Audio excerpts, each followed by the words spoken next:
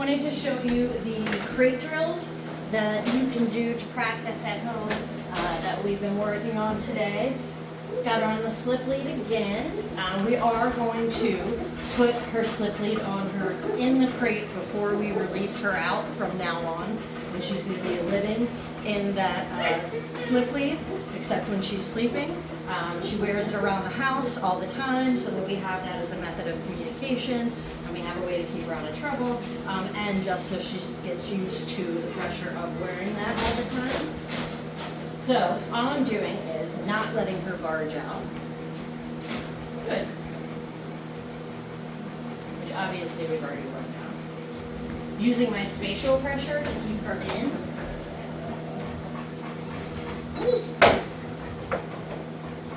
Okay.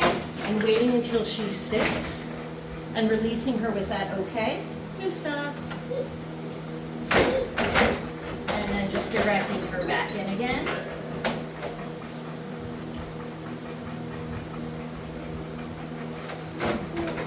Spatial pressure if she tries to get out. Okay. Eventually this is going to be the lying position, and this is going to be our place command. So I'm not saying sit or place or any of that yet because I have to teach her the action before I teach her the word.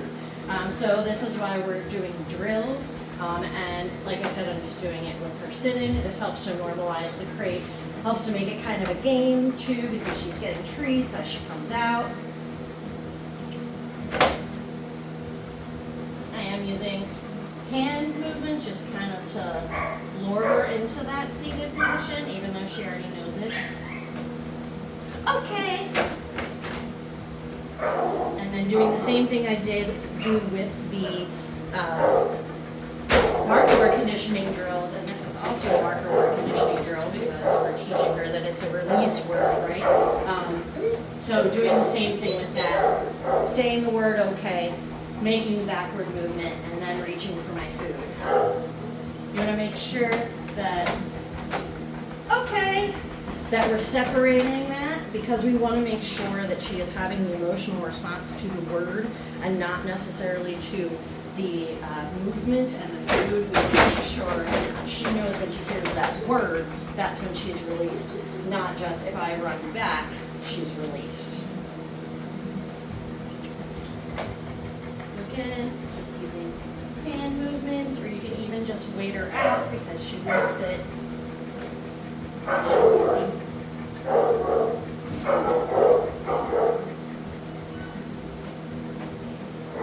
Okay.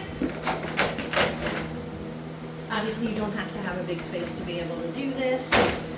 When I first started this, I was having trouble getting her to go back in because she right now thinks every time she goes in the crate, she's going to be stuck in there for a long time. So that's why we do drills like this to make the crate more comfortable and to teach her thresholds so that she knows that she's not allowed to just barge through every doorway. Once we get this into a solid place command, then we're going to be doing it everywhere. We do it in the car, we do it before we leave the house. It's just a matter of impulse control and slowing down their thought processes. Dogs don't know how to be calm on their own, and so all of these steps we're taking is instilling calm. Okay. So she just sat down out of boredom with that one because I was running my mouth. But yeah, so before I was having trouble getting her in because she had a bad reference for the crate, but now she's going back in wholly on her own because she knows I'm going to release her.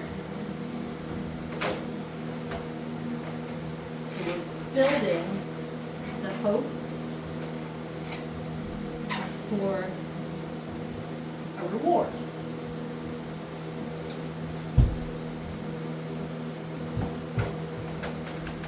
Okay. And so that is our crate drills.